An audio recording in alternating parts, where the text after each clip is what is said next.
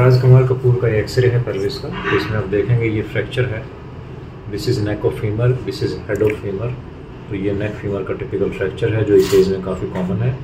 He is 92 rather 93 year old. और इनके case में अब इम्पोर्टेंट चीज़ ये है कि हमें हिप रिप्लेस तो करना है, लेकिन आमतौर पर जो बताया जाता है कि इस उम्र में सीमेंटेड हिप रिप्लेसमेंट करना चाहिए, वो काफ़ी सेफ़ चीज़ नहीं है। तो हम इसमें नॉन सीमेंटेड हिप प्लान कर रहे हैं। ये इनका नॉन सीमेंटेड हिप रिप्लेस किया, देखिए कोई सीमेंट नहीं है इसमें, तो पेशेंट के लिए बहुत सेफ़ है।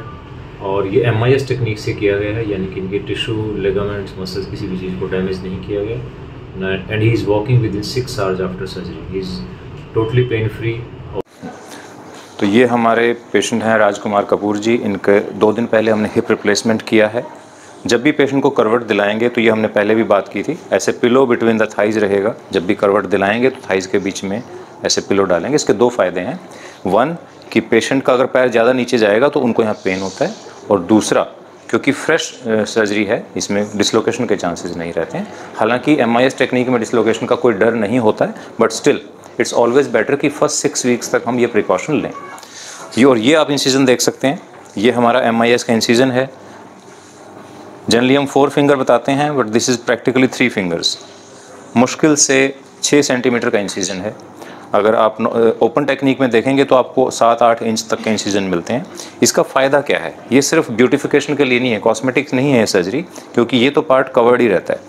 ये देखिए बिल्कुल जस्ट 3 फिंगर्स, इतना छोटा इंसिजन है। इसका सबसे बड़ा फ़ायदा ये है कि हम आसपास के टिश्यू को डैमेज नहीं कर रहे हैं, पेशेंट को ज़्यादा पेन नहीं है, कोई ब्लीडिंग नहीं है, पेशेंट को कोई ICU की ज़रूरत नहीं है, कोई ब्लड ट्रांसफ्यूजन की ज़रूरत नहीं है। और क्योंकि टिश्यूज़ को डैमेज नहीं किया गया है तो पेशेंट की रिकवरी भी फास्ट है। तो ये एडवांटेज हैं MIS टेक्निक के।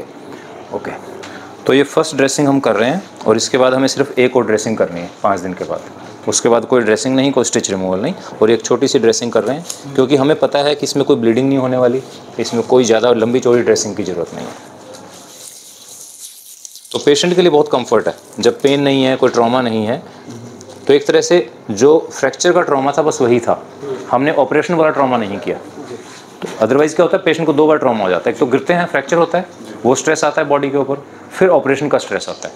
तो इस उम्र में जितना कम स्ट्रेस देंगे, इनकी रिकवरी उतनी फास्ट होगी, और जितना जल्दी चलाएंगे, इनकी बाकी मसल्स और बोन भी हेल्दी रहेंगी। ठीक। So first step in recovery is, patient को हमें बेड से चेयर पे लाना है। जैसे ही पेशेंट बेड से निकलता है, वो मॉरली भी बेटर फील करते हैं कि अब वो पेशेंट नहीं है। लंबे सांस लेते रहना है, जब बैठेंगे ना तो प्राणायाम जैसे करते हैं। तो पेशेंट उसके बाद कमोड चेयर यूज़ कर सकते हैं, थोड़ा चलना शुरू कर सकते हैं। फैमिली के लिए भी इजी हो जाता है, पेशेंट के लिए भी इजी होता है। अभी हमने यूरिन की पाइप यूज़ कर रहे हैं, लेकिन जैसे ही ये 2-3 कदम चलना शुरू करेंगे, हम यूरिन की पाइप निकाल देंगे ताकि इनको यूरिनरी इन्फेक्शन ना हो। सो यही एडवांटेज है MIS टेक्निक का, कि इन पेशेंट्स को हम जल्दी से जल्दी मोबिलाइज़ कर सकते हैं। लेकिन इसमें पेशेंट, डॉक्टर, फिजियोथेरेपिस्ट और हम सब ने मिलकर काम करना है। अगर कोई भी काम अपना हम नहीं करेंगे, रोल नहीं करेंगे पूरा, तो फिर रिकवरी नहीं होगी। तो सबका अपना अपना रोल है, हमें समझना है उस चीज़ को। ठीक है बाबू जी? हाँ जी। चल।